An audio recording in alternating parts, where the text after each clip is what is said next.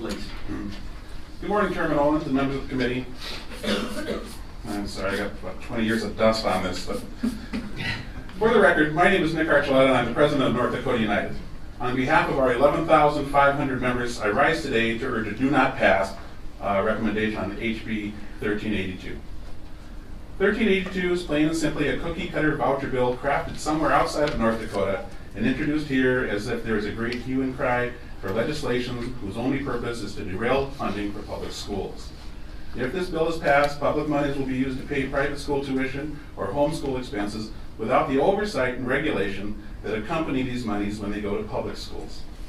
Making HB 1382 the law in North Dakota will certainly do more harm than good. Among our concerns about this proposed legislation is that no one knows how much it will cost. What is certain is that if an exodus from the public schools does occur, public schools will have fewer resources to meet the needs of the remaining students. Most, if not all, private schools do not have the capacity or the resources to provide an approved educational program for students with special needs.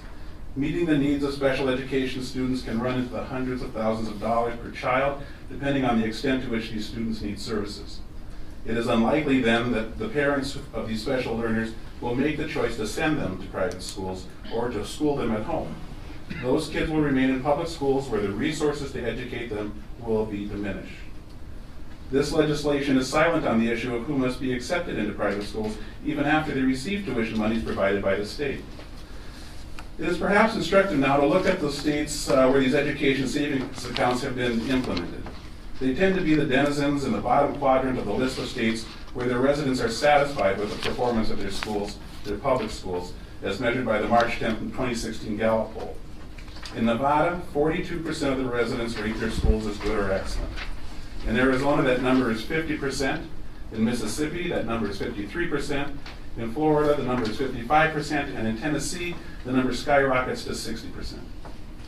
In North Dakota, 89% of your constituents and fellow citizens rate our schools as being good or excellent.